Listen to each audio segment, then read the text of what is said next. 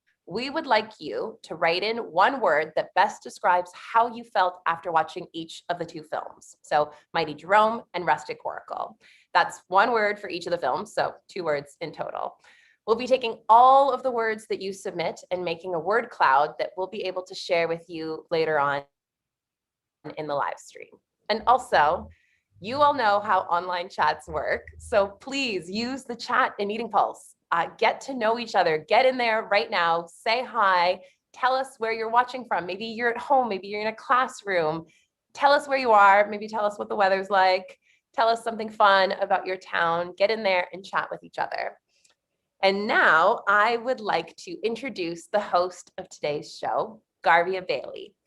Garvia is a broadcaster, a host, a producer, a writer, and a co-founder of the online radio station Jazzcast. She spent 10 years with the CBC in various roles, including as a host, a columnist, and a commentator. She is currently producing and hosting a podcast and video series on Black Canada with the Media Girlfriends production company for Historica Canada. Garvia also hosted the first live stream in our anti-racism program on Black realities in Canada, and we're truly so happy to welcome her back. So please join me in welcoming Garvia. Hi. Hi, Anik. Thank you so much. I'm so pleased to be here. I'm so pleased that y'all would have me back. I did okay first time. That's good. That's good. Without a doubt. We wouldn't have it any other way. So happy to have you again. So we're going to see you a little bit later, right? You'll come back? We will. Yes. Okay, perfect. Thank you so much. And welcome to the thousands of students from across the country who are participating with us. This live stream is the final installment in a 3-part anti-racism series. And today we will be discussing Black and Indigenous realities in Canada. We'll be discussing what anti-Black and anti-Indigenous racism looks like at this moment in time in North America and in Canada specifically. Through our discussions today, we'll also be talking about the ways in which the experiences of Black and Indigenous people in Canada are distinct from each other and the places where they intersect.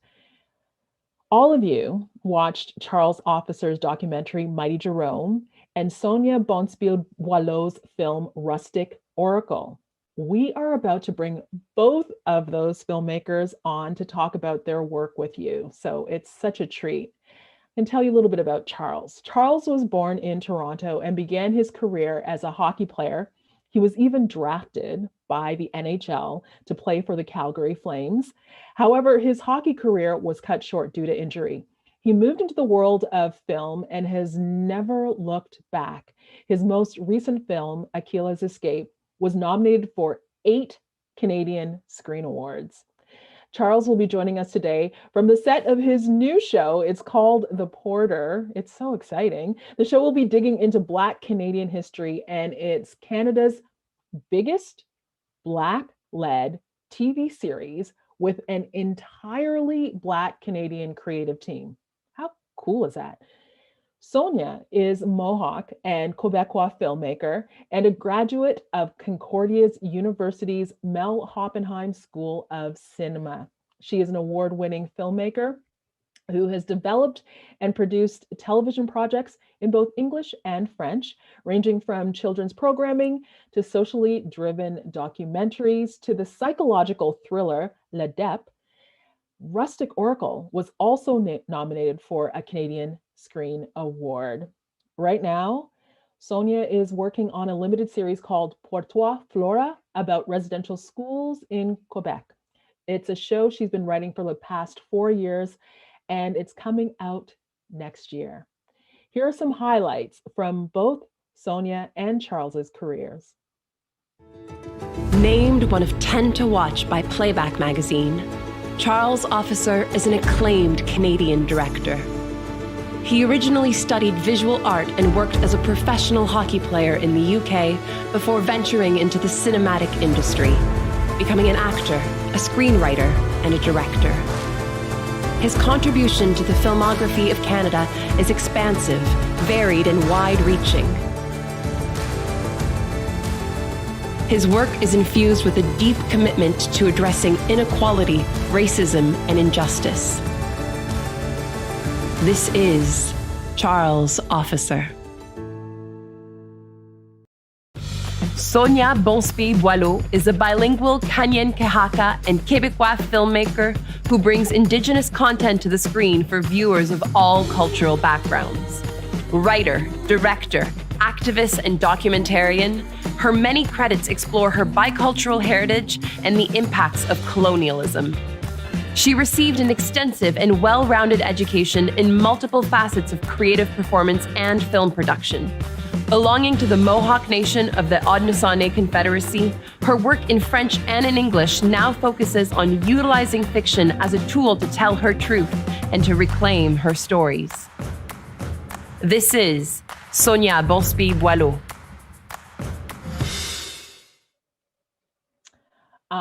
Hello, welcome both of you. Hi, Charles. Hi, Sonia. Yay! Hey, beautiful to see you. Hi, Sonia.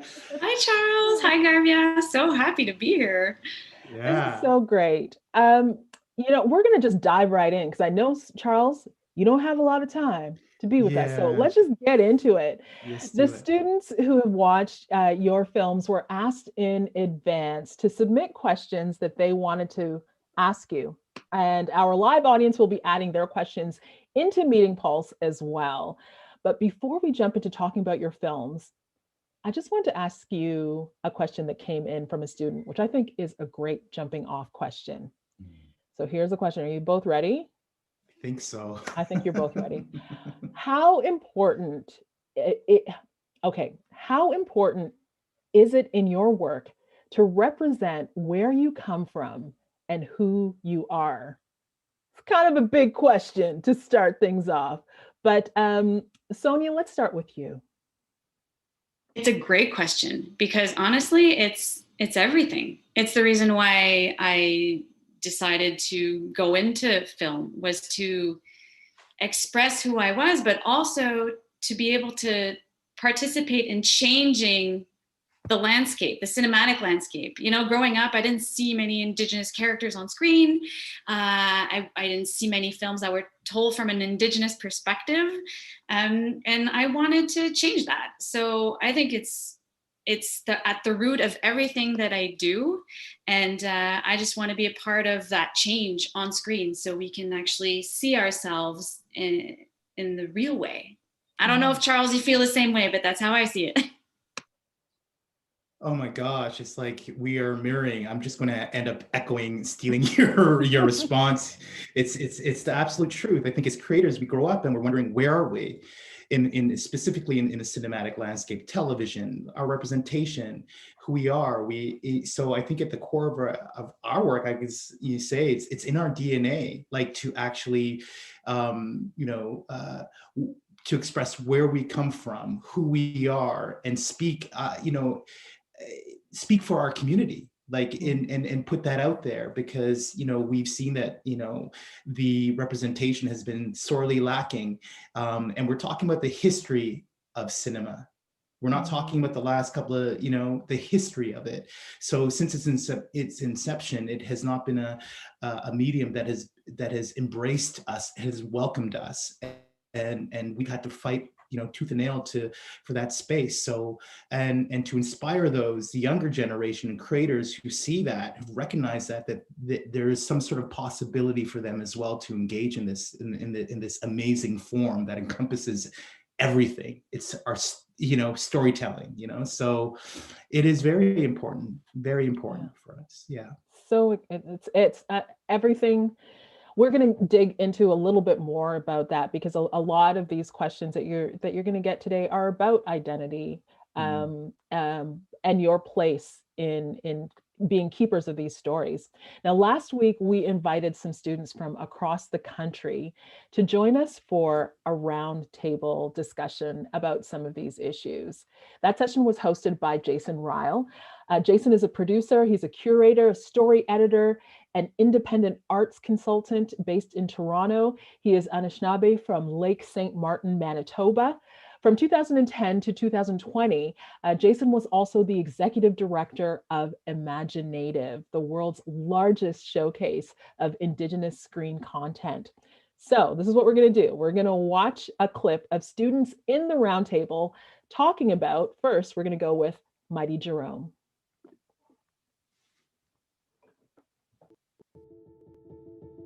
How many have actually heard of Harry Jerome before seeing this film? No one, none of us. I mean, I hadn't either. And so, I mean, like, let's explore that a little bit further, because I mean, that's what's always so extraordinary to me about the power of film, is bringing those kinds of stories to light. Yeah, if I could jump in, I think it was really important to bring his story to the forefront, because a lot of times growing up, we see racialized people in the media being depicted in a negative light. But for me, when I saw this film, he really epitomized what it meant to be like perseverant. I like how dedicated he was to doing his sport. So when it didn't matter the weather condition, he was still dedicated to practice, training for track and field. And towards the end, when I realized that he had a seizure and died, that really just made me sad to hear that. It showed he was dedicated to his craft. Mm-hmm. It also really surprised me how, like, the N-word was a common phrase back then. Like, people had no hesitation saying it, and it made me a little sad that he, since it was said to him so much, he kind of like didn't react. Like, it became the normal, which was sad. So what does it make you feel then? I mean, this is all an extraordinary human, an extraordinary Canadian who really achieved some remarkable things in his life, but it's also someone that we've never heard about before until seeing this movie. Seeing him and like not knowing who he was, it made me upset, but at the same time, I was also not surprised, because Black people for histories have been kind of erased from historical events. Even nowadays, that the media still portrays Black athletes in negative lights if a Black athlete acts out in any way, shape, or form. This is a Black figure in sports who persevered and pushed through and achieved so much, given so much that was thrown at him, but he was portrayed in the media as negatively. And I think that it just made me upset that I couldn't know that, because as someone of color who is an athlete, I would like to have those role models that I could look up to. But BIPOC youth, more often than not, we see a lot of negative stereotypes and just negative depictions of racialized people through the media. I noticed that throughout the film, he went through a lot of hurdles. Like, first he was portrayed really badly in the media. You know, they called him a quitter. And to see him go through all those hurdles and still, you know, become so successful and still do so well. And it was very inspiring and very just motivating to see. And I think it was something that, you know, more people should, you know, be able to witness and learn from.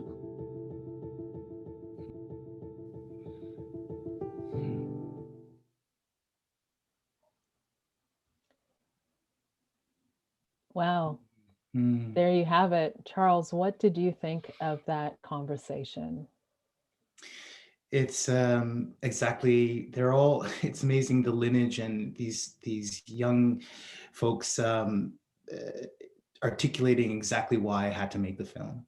You know, again, it's they see it, you know, that the representation and for our great Canadians of color who've accomplished so much and what they've had to endure. It's you know, it just stirs up these moments for myself, because I didn't know about Harry Jerome until I went to the Harry Jerome Awards. And I didn't know about him, and I was upset that I didn't know about this figure, being a former athlete myself. Here we are, change hockey culture. It's because we have again continuously been erased from the history, from the votes of excellence. And you know, someone who was like the Wayne Gretzky, the first person before the Donovan Baileys, before the Ben Johnsons, before Andre DeGrasse. Like, we don't know who that person is. And there are women, female Black athletes that we don't know about from that time. First Black Olympian, you know. So they're just echoing, you know, everything that I felt about going into making this film, because there it is. It's archiving our history in this form, and so that young folks can actually have a place to go and learn about themselves and learn about their place in this country that actually treated them and didn't really want them. Yeah. You know, so it's heartbreaking, but I feel relieved that there is something there now. Yeah. Yeah. And I think it's interesting that we all, you know, we all miss out if we don't have these stories. Not just, you know, it's not just the young racialized folks out there, or, you know, us specifically, but everyone, all Canadians miss out when we miss out on these stories. Yes. Now, it's obvious that the experience of watching both your films was so powerful for these students. So I'd like to read a couple of comments, if I may, from the students. Yes, please. Okay. This comment is just, it's incredible. These films gave me a deeper understanding of the systemic racism in Canada. I don't feel Canada talks about its actions, but these films show that these things are still happening today. Now, I don't know about you guys, but I wasn't talking about systemic racism when I was this age. How do you respond to that comment, Sonia? Well, I'm relieved that these, you know, young people are aware of it in a way, because they have the power of changing things, right? The future is theirs. So I'm hopeful. And just listening to the comments about Charles's film, I was like, oh, they're so eloquent and they're so smart, and I'm just happy that the future's in their hands. So there's going to be beautiful change. But on the other hand, having kids myself, there's part of me that's sad as well, because the fact that this is a reality that they have to face is heartbreaking. You know, we wouldn't want that to exist, but you know, at least acknowledging it, understanding that it's there, understanding that it needs to change. Very hopeful. Yeah. How about you, Charles? Very similar feelings. It's you know, when we do this work as well, like, we're investing ourselves and we go through the motions of it. It's actually, we go through the trauma ourselves, we go through the heartbreak ourselves, we experience that, we immerse ourselves in that. And to know that is, again, it's amazing that, you know, when I was making specifically that film, and Harry Jerome's mother, Wendy, when she's saying literally, you know, they would talk about it in the United States, but they don't talk about it in Canada. You know, she's calling it, and she was in her late 80s when I made that film. And this is something that Canada has been my challenge to the idea that Canada has been this all-encompassing, all-embracing, post-racialized, you know, country, and that's not the truth. And I love the fact that our youth can see that. They see that it's not the truth, and they have actually the words and to actually articulate it now. I think we all knew what it was, but we didn't have the terminology and certain things. It was just viscerally within us. So I feel hopeful.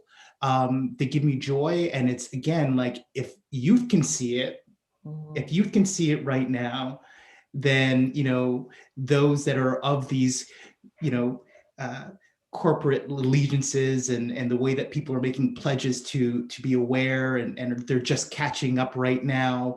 It's like they're behind the youth.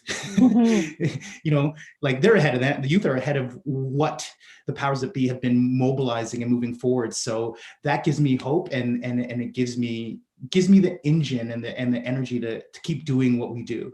Yeah, absolutely. You know, now that we've heard what they had to say, the roundtable had to say about Mighty Jerome, of course, we need to hear about Rustic Oracle. This is a clip from the roundtable.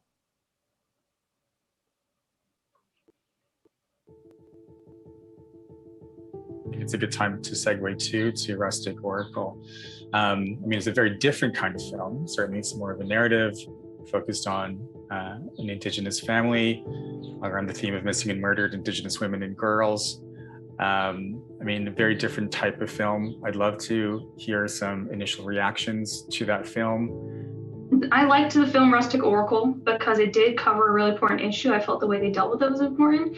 At the beginning of the movie, there was like a disclaimer saying that there's like, if stuff makes you feel uncomfortable, there's a number you could call. And I kind of just like skipped over that. But as I got into the movie, like I actually had to pause it and call my uncle because like I was like things that were happening to the movie. I was kind of like, I could relate to like, with my siblings, but not like to that degree. And it is really realistic what they're portraying in there. There's a missing father and trauma within that as well. For the little kid, is you have your sister to look up to, and when she's gone, that creates a distortion between you, your mom, whoever you're living with, and it creates a sense of separation anxiety. The movie it was really hard to watch, but also I'm glad I watched it because now I know, like, I was able to like empathize with what these communities go through. I couldn't imagine that type of trauma of having a loved one disappear and not having any closure and not knowing what's going on. It all started from residential schools. I think of it as 3 levels so far. There's residential schools where our grandparents been taken from. And down that is when they have kids, it creates that, anger from the past. They're also being brainwashed into thinking the right way. And down that is more of the hurt from their parents, being drunks, being addicts. And that's where it leaves our generation into healing. I want more films and more just representation, better representation, accurate things of Indigenous people and who we are, and just really showcasing that. And I'm wondering about your thoughts about the responsibility of filmmakers in telling stories, responsibilities of filmmakers who are from our communities, whether they're Indigenous or Black or other ethnic groups, or any filmmaker really in general. What are their responsibilities in telling these kinds of stories? I was gonna say that I'm pretty conflicted on that because I know, first of all, I know in Canada especially, there needs to be more boosting of these stories, especially when it comes to Indigenous stories, because they are out there, these movies are out there. It's just that Canada, like people aren't aware of them and people aren't educating themselves on them and stuff. But then also at the same time, we both come from, like Black people and Indigenous people especially, come from very painful stories and very painful pasts. And it does get emotionally exhausting only seeing movies and films where bad things happen to us, where we're trying to educate people and tell people these are the bad things that are happening to us. I feel that there still needs to be the chance for people to tell the stories of their communities flourishing and the beauty of their communities without the bad things that generally do happen to us as well. Because when especially like after last year in 2020 with everything that was going on, it does become very emotionally exhausting and very emotionally, like it becomes a huge toll on your mental health only having access to really sad stories. And they are very important to hear and to tell, but I feel that there shouldn't only be that. Like we should have more freedom and more of a platform to tell the happy stories along with them. So Dia, one of the things that in my line of work, and particularly with imaginative around Indigenous made film, is the role that these films have in healing the community.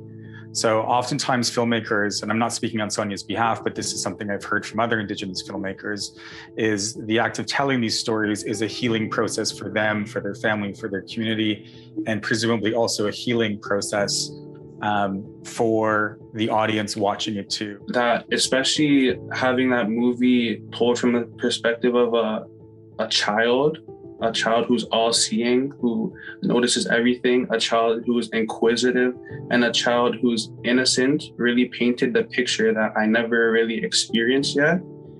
It shouldn't just be movies and shows to actually see what's going on. Like, our words and like our pain actually has to be heard.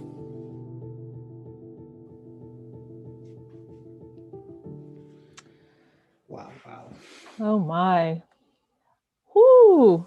Okay.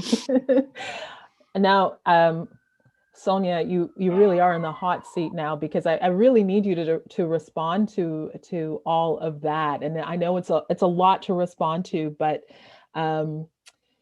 yeah, what are your thoughts? I'm a little emotional because there's so much in there. Yeah.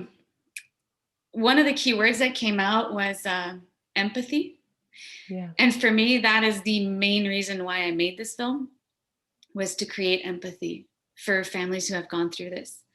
I do, however, totally understand that as Indigenous people and as, people of color, it is true that we're tired of seeing ourselves, tired of like telling these sad stories, these hard stories. But as a filmmaker, I'm always worried that the next opportunity that I have to tell the story might be the last one. Mm-hmm. And so I'm so worried that the stories that I feel that need to get out there, that need to reach a wider audience, that people need to know about to change the situation, I feel like I'm so worried that I won't get a chance to do that again, that I feel like I have to tell this story. But I totally get it. And I totally understand that. I hope we're getting to a place where we can just celebrate who we are and just show the positive and not have to show the pain. But I don't think we're quite there yet. But yeah, they spoke so eloquently. I'm kind of shaking because there's so much. They get it. And again, they my heart is full, very full. Yeah. Your film had an amazing effect on it. I mean, it's so wow, Sonia. It's incredible the conversation that stirs out of that, and what they're able to just take from it, and just to agree with what you're saying. It's like we don't take it for granted that we get to make the next thing and what that's going to be. We know how hard it is. So we have, these windows to put that truth out there, and the truth is painful, and of course we're still celebrating and in our own way. And the healing came out that remark really resonates with me, because I think that's what we're trying to do. We're trying to find that place to heal, and to heal you have to identify the pain, and that is difficult. But I've never felt like coming into this industry that I had the luxury or the affordability to just like, I'm going to make a slapstick comedy. I'm going to have to do this. I can just do that, because there's so many things that are in our bodies and our bones, and that we have to speak about, that take that priority. So yeah. I only write what comes from the pit of my stomach. That's what I write about. So I write about what bothers me. So I guess, but yeah, it is a process of healing. And Jason mentioned it, even the process of making the film, not just having it screened and speaking about it, just the process of making it for us was all about healing. Like, it was shot in my community with community members. I had so many Indigenous women around me telling the story with me. So it was an act in itself of healing. So I see that as a very positive thing, even though we are talking about a subject that's so hard to talk about. We did it in a way that was moving us forward, moving towards healing, and moving towards celebrating the resilience and the beauty of Indigenous women. Absolutely. I want to share another comment from the students. We might have time for two, but I definitely want to share this one with you. I believe that in order for us to make an attempt to fix these issues, we need to be able to share our stories openly without feeling bad or scared about sharing, because every time someone shares, it makes other people aware and stop doing what they're doing or notice more so that we as a country can start to improve. Now, here's another one. A common bond between the two films is that they are both people of color trying to beat the odds of their story, which I don't know about you all, but that just blew my mind when I read that. People of color trying to beat the odds of their story. I welcome you to comment on those. Either one of you, go ahead. Go ahead, Charles. Oh, I love that. That is so insightful. I think this process it's how we're reclaiming our narrative. You know, it's in order to do that, we have to show it. We have to go in there, and because history has shown us that if we don't do that, then our narratives will be erased, and they'll get it wrong, and will be misrepresented. So that is again like the importance of what that is. I agree that is a common bond between the films. It's there's these perceptions that are put upon our communities and who we are. And going to the first point, if we aren't sharing that, all we can do is share it. And if people are going to receive it, that's up to them. We can't force it down their throats, but it's there. And again, this expression of creativity and artistry is about communicating. It is about reaching a broader space and audience, and that people can, break down their perceptions of things. So we can, as a country, as a people, because I feel like the country is important, but it's just as a people, as human beings across this country, because racism knows no boundaries. Hate knows no boundaries. It's all there. So if we can actually infuse this country to live by the claims that we make of how welcoming we are, how understanding we are, how tolerant we are. And I hate that word tolerant, like tolerant for human beings, like what? So it's important for us to keep doing it, as difficult as it may be. Yeah. Sonia? Well, first of all, I just want to say that having someone draw parallels between my films and Charles's films is a great honor. Love your work, Charles, by the way. About the comment about the odds, beating the odds, isn't that what people of color do every single day? It's a reflection of society, right? So of course, if we want to put truth in our film and speak these truths, that's what we're going to see on screen. But yeah, I agree with what Charles just said about, Canada does a lot of talking when it comes to inclusion, perspective, all that. Now we're at a point where enough with the talk. Now it's time to walk the walk. And I think that our films have that ability to help us as a society walk that walk, right? It's part of that change. We're on this train of change, and I hope that our films serve that purpose as well. And, of course, entertain. That's the whole point of it, but entertain in a socially conscious way to move us forward. I know it sounds like a political answer. It's not. No, it's not. A great answer. It's a great answer. Now, before we continue talking, we're going to ask our live audience to answer another question. So we've just launched a new poll on Meeting Pulse. So please go into the poll tab and give us your answer to this question. How did these films change your understanding of racism and its effects? Okay, so some of you already logged in earlier and your answers are already entered. So thank you for that. You'll be catching up with this later when you watch the recorded version of this program. For those who haven't responded yet, here are your options. Please let us know which one most reflects how you feel. 1, I was already very familiar with the effects of racism shown in the films, or I was somewhat aware of the effects of racism brought up in the films, but the films have deepened my understanding. And the last one, I was very surprised by what I saw, and my understanding has deepened. So far we can see what the results are there. So once you've participated in the poll, we'd love for you to elaborate on your answers in the Discuss tab. If your understanding has changed, please tell us how it's changed. And please keep asking questions and sending in your comments. Charles and Sonia, it looks like most of the students who have already voted say that they were somewhat aware of the issues. Is that kind of what you would expect at this stage? I think that's what I expected.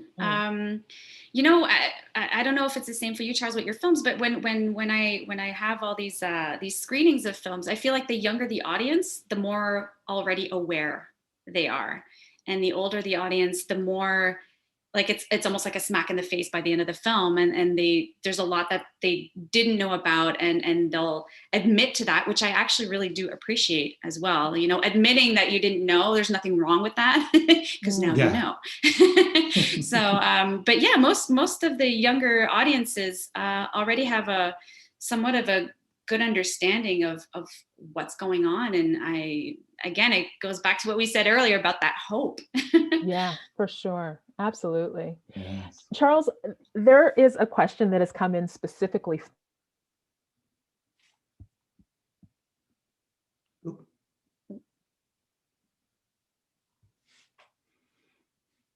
It's okay. She'll come back on. Not sure what the question was, but the suspense. Yeah, she'll come back in just a second. But in the meantime, I'll read the question. Hi, it's Nick again. So as a Black person, I was surprised by this movie as I had no idea about Harry Jerome's existence before. What is your opinion on Canada's lack of action with regards to educating youth about these stories? Yeah, my reaction is that we can't depend on Canada. We can't.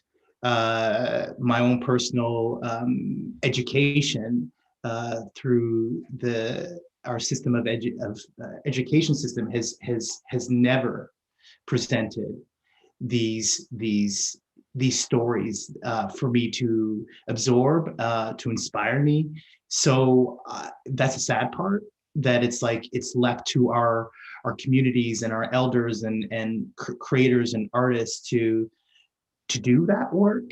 I think it's part of our responsibility, but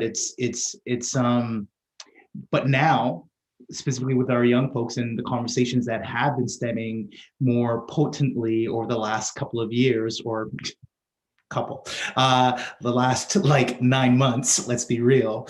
The youth can now, they have the power to demand how they want the curriculums to change. They can actually bring in, things that they want to, that they're curious about. But there it is. It's like, it's still left upon the youth or the person who's seeking that knowledge to find it. So I think that our teachers, our curriculums, they need to step up their game across the country and to really identify what the perpetual ideas of stories that have been deemed important for us to learn, and to shift that. We can't talk about residential schools and this idea of any sort of quote unquote reconciliation when we're living in a country that's just acknowledging it. Like, how do you say that you are doing that work when you're just entering the conversation? So if you're really going to participate in this change and this moment, then we need to really radically look at our education systems and from our schools. Children spend most of their lives, hour by hour, in this system that's been set up. And just drawing the example of a residential school, like that was quote unquote an education system, like that destroyed people. So if we're not going to really look at those programs, and it doesn't matter if you live in Windsor and there are no Black people or Indigenous around you in those schools, it doesn't matter. I'm not talking about just teaching the kids of color. because we're the ones that already know what's up. So if in a school, in the private schools and the Upper Canada colleges and the Havergales and all those schools that are living this elite sort of space of education, that is where, because those individuals are starting on third base. Those individuals are going to be leading corporations. Those kids are going to be handed these opportunities that others will not have. So I just don't think it's down to the public school systems. It's the entire system. And we need teachers and educators to really get involved and to really see that they can be real agents of this change. Fantastic. Yay. Yes. Hurrah. Hurrah. Thanks for pinch hitting there, Anik. My pleasure. Welcome back. Technical difficulties. It just got too hot. My computer couldn't handle all the smart talk. It was just like makes sense. We have another clip from the roundtable that I'd love to share with the both of you.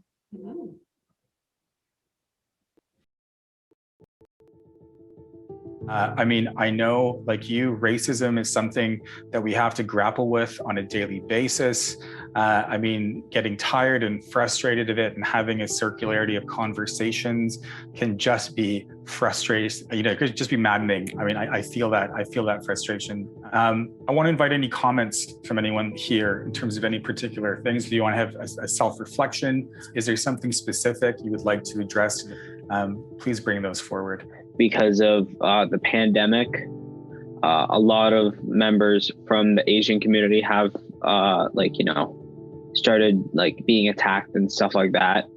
My mom had to tell me like as someone that lives in Canada, a relatively safe neighborhood, be careful. I shouldn't have to, hear that, when I leave the house, especially, in Canada. I know on my own reserve, they're fighting for their water rights just to be able to fish properly within their rivers and not have it affected by a dam and just be able to sustain their lives. And I would like to celebrate Indigenous excellence as much as Black excellence. And I know there's really amazing and powerful Indigenous people out there. Just because a lot of people, they're very, ignorant, they don't know about these issues, so they don't, they can't do anything. If you don't know about something, you can't do anything.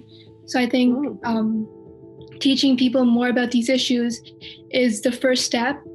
Just creep out of our comfort zone and actually try to have different conversations like this with different people from different perspectives.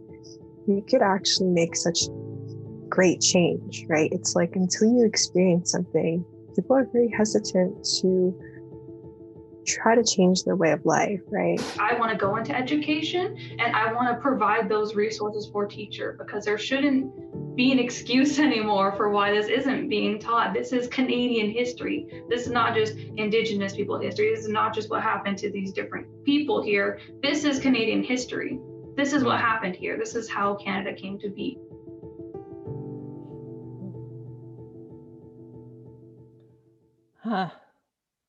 More powerful. All goes back to education, doesn't it? And just instinctively goes back to education, back to what we were talking about earlier. And yeah, so for those teachers out there that are watching this or listening with your students, reach out to those resources, reach out to those people. I know, just especially when it comes to things like residential schools, that's slowly being integrated into the curriculum, very slowly. But another issue is it's basically just, it's in a book and a teacher is told, here, teach about this. These are the lines and read this. But there's no perspective from the people that lived it. And that's one thing that I when I talk to different school boards and schools, and just reach out to people that can actually maybe help with the content, with the curriculum. They can help bring this perspective that's a true perspective and bring in some facts and cultural sensitivity as well, and bring that into the whole education system, because it's a colonial system. So we're talking about Charles and I are working on decolonizing the screen. Well, we need to decolonize the education system as well. But I agree with a lot of those comments coming from them. It was pretty amazing. Absolutely. Now, I think I'm going to go to the next roundtable clip because I want to hear from both of you on this last this last clip. And I know, Charles, you don't have a ton of time. So, so let's go to one more clip from the round table.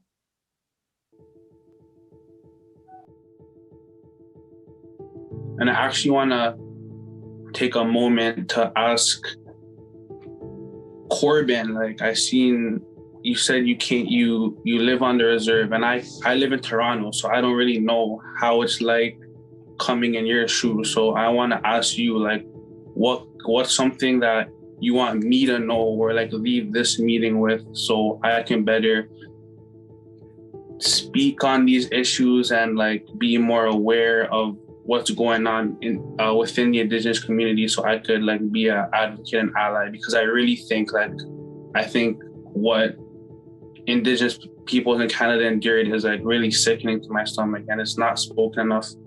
It's not spoken about enough whatsoever. Perspective and education is the biggest thing. You see from African American eyes and Indigenous eyes, what's going on in the box. You only get to see the front picture. What's really inside is, the story. And so, and educating is what happens. We can talk about it in school, social media. I really love to see it in schools, because I don't really know about history of our Indigenous peoples or African American history at all. And that'd be encouraging to see us young folks to encourage education to bring that out. Miigwech.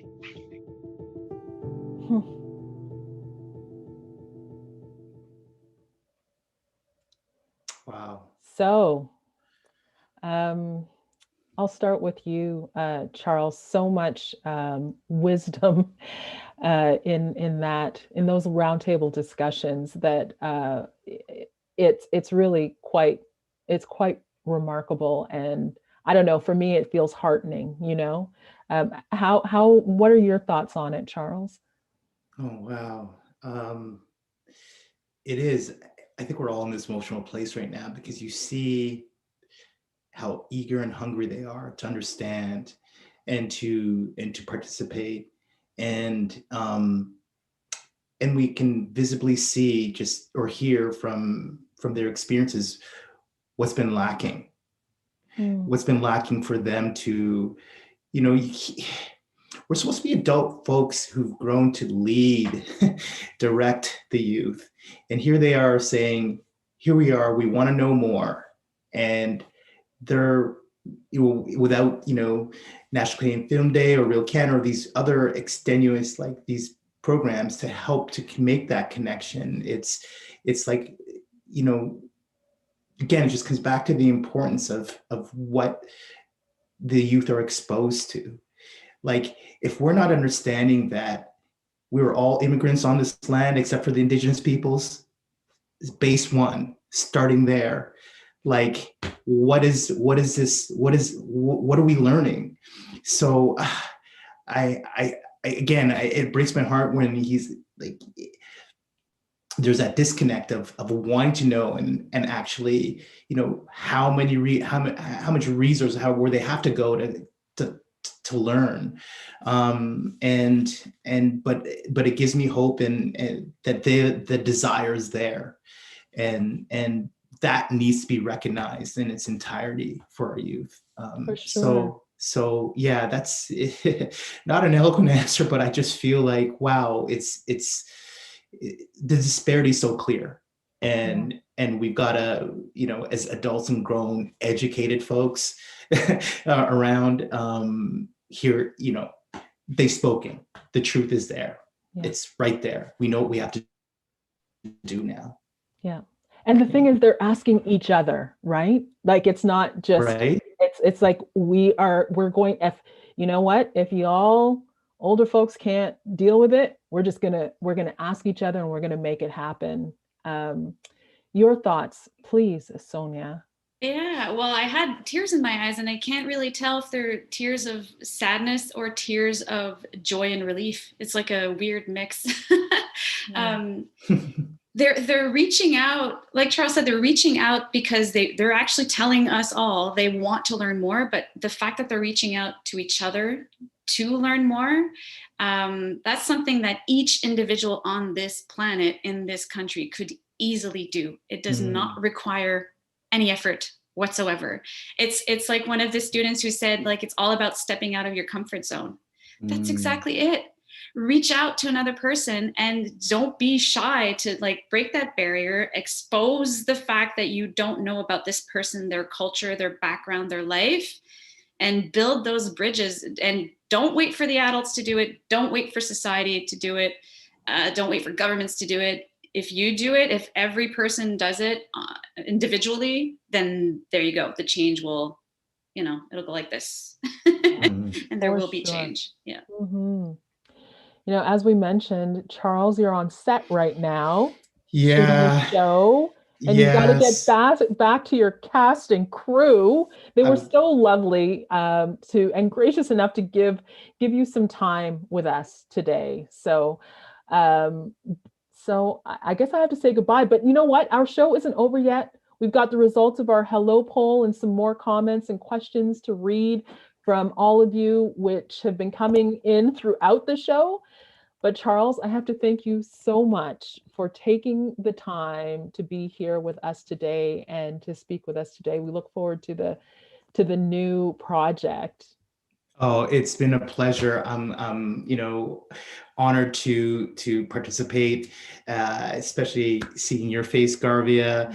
Sonia, like, keep doing what you do. It's so critical and important.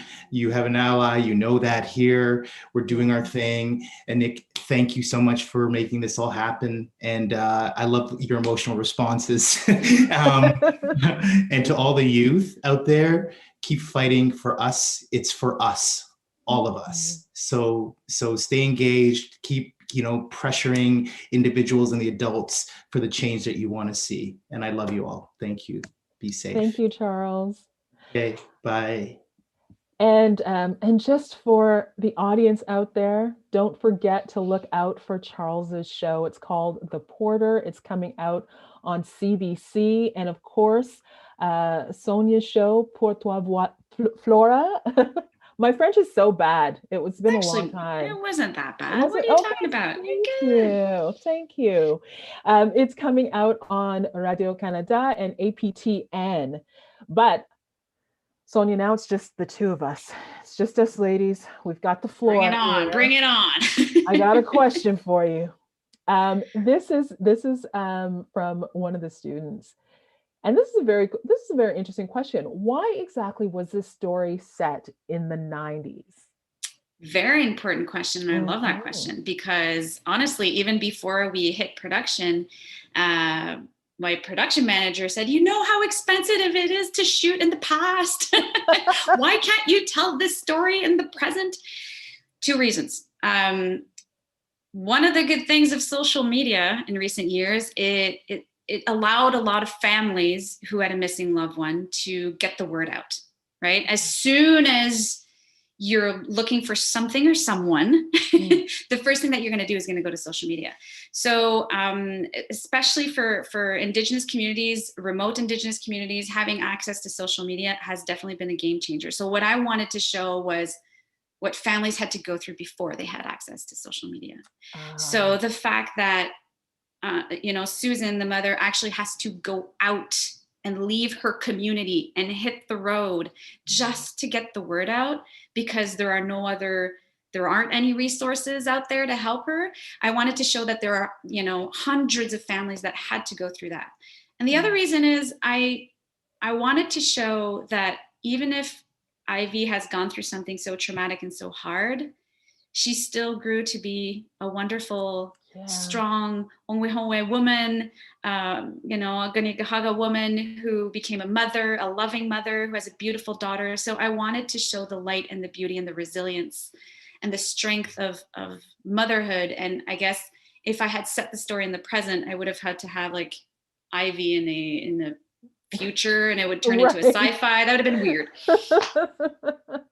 That makes so much sense. I didn't even, maybe because I grew up in the 90s, I didn't even think of when it was set because I grew up with telephones ringing and like real phones and picking up a real phone and having to phone 18 people to find out where someone might have been, as opposed to texting or throwing a message on Facebook or Twitter or whatever, or Instagramming or whatever. So Story. I have a little story about the phones. Yes, please. When we were shooting, Ivy, who's played by Lake DeLille, had no clue what the phone was. So Garvia, we're old. I believe it, but you don't have to remind me. I believe it. My goodness. Let's read one more student comment. Both of these stories of resilience both of these are stories of resilience and demonstrate how racism attempts to silence communities. Whew. Oof, that's powerful. That's a big one. That's a big one. And it's true. It's true because I think it comes from, well, part of systemic racism comes from the fear of being the bad guy for a lot of people who are not of color, meaning that each individual doesn't want to feel like they have to carry the blame. So I think because of that, it's just easier to erase that it even exists, because then you don't have to take on any of the guilt and the blame. What I want to say about that is we are past blaming. We are past guilt tripping people. We're all about changing things to move forward. So I understand why, racism is an act of, our characters are silenced and there's like a wall that's put up, but I think it comes from the fear of accountability in some instances, which, you know what, we have to face it and move forward. Yeah, absolutely. Well, this has been wonderful. I'm going to invite Anik back onto the stage. That's what I call it. It is the stage. Nice to see you again. Nice to see you again. I have been listening all along, and like Charles mentioned, getting really emotional. This has been such a powerful conversation, and thank you both for leading it. And I can't wait for you to be able to read all the comments that the students are sending in. It's been really powerful. I do have one more comment that I'm going to be reading from a student that just came in. I am 14, and my understanding of the systemic racism has risen so much off of these amazing films and this live stream. I've always watched mind-opening movies made about the struggles of people of color, but this has really made it sink in that racism is a problem in the world and in Canada. These problems are not just movies and viral videos online, they are real. That's exactly what we are all sort of echoing in this conversation is the power and the strength with film, but also what it is really representing. Before we go, because we unfortunately have to wrap this up very soon, we want to share the results of the Hello poll that we asked all of you to participate in at the beginning of the show. So it's going to come up on screen now, the word cloud, and as you can see, a lot of you have been saying inspired, and a lot of you have been saying sad. And I think that truly represents what it is that we've been talking about here, and finding inspiration in our struggle is definitely something that we all do. But yeah, Sonia and Carvia, I'd love to hear what you're sort of noticing straight away on this word cloud. I like the fact that the word inspired is the big word. It's the one that's taking the most room, and to me, even the sadness, and I totally get it. I'm still sad even when I think about the film that we made. I hope that the sadness does somehow trigger some sort of inspiration for change for the better, because that's basically the reason why I made this film, and I think it's probably the reason why Charles makes the films that he makes. It's sad, it's hard, but at the same time, it's all to provoke or to shake to shake the core of our country, to let's strive for change and be inspired. Be the change, people. Be the change, Yes, right? Exactly. Yeah. Exactly. Yeah. And I hope everyone's hopeful. I don't want to end things on a sad note. I don't want to end things, people thinking that, oh goodness gracious, society is a wreck, or no, please. There's so much beauty out there, and there's so many beautiful people that are watching, I'm sure, and just be incredibly positive and hopeful, and hopefully No, I agree. No, one of the ones that popped out was powerful. So maybe that's one of the ones that we can leave with. Yeah. Very, powerful. Yes. We've just one more final question, actually, that keeps coming up, Sonia. So we're going to ask you. All of the students have been very curious. They want to know how the title Rustic Oracle came about. So what's the significance of this? What's the significance of the title? I actually thought we were going to go through a whole hour without that question. I don't think I've ever had a Q&A that didn't have that question, and I love it. So there's actually like a double meaning to the title. Well, first of all, Ivy is sort of like an oracle, right? Because in her dreams, she has these visions, and we're not quite sure if they're, visions of what's going on in the present, the future, or are they past? So she's also she has pieces of the puzzle. So she is in herself an oracle in a way. But rustic oracle is actually a poetic term for a dandelion in ancient English literature. And there's a whole, metaphor with flowers in the film. Actually, all the characters have flower names: Ivy, Susan, Heather. Mm-hmm. But the dandelion for me, okay, so we actually as a society have decided that the dandelion is a weed. It's a bad weed. We got to get rid of it. We have to pull it out of our lawns. We have to and yet the dandelion is probably the most powerful flower because it has medicinal properties. You can cure diseases with it. You can eat it. It's edible. It's good for the soil, for the rest of the plants. It also has the power of carrying your childhood memories into the wind if you blow on the seeds, and you can make a wish. But also it's the flower that has the strongest roots, and it can grow anywhere.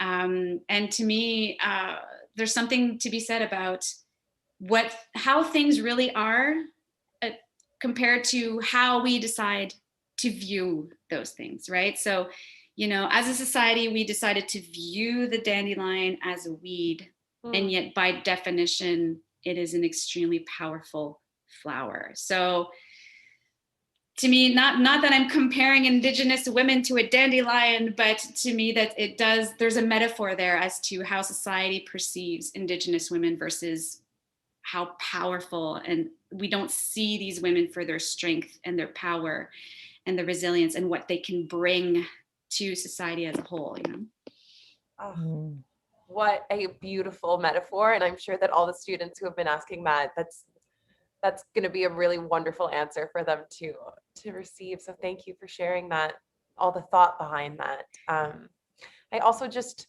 want to thank you, Garvia, and I want to thank you, Sonia, and I want to thank Charles, and also thank you to Jason for leading our roundtable discussions. I know that I speak for everyone who participated when I say that this has been a really thoughtful and inspiring conversation. And thank you for spending the last hour with us and for sharing all of your wisdom and your stories and your knowledge. And thank you so much on behalf of the whole team and all the students. Thank you. Yeah, we'll go. It was fun. Garvia, it was amazing chatting with you. And then Nick, always a pleasure. Always. Thank you so much. Thank you to both of you. So if you want to keep learning about anti-racism and systemic racism in Canada and what you can do, you can visit realcanada.ca/anti-racism resources to learn more. The website's on the screen. And if watching the films and the conversations that we've had today, or if your daily experiences are upsetting in any way, here are some resources where you can speak to someone. This marks the end of our live stream today. And as we leave off, you will see the names of all of your schools again on screen. And I want to thank each and every one of you for participating. Until next time, I hope you have a really lovely day and be safe.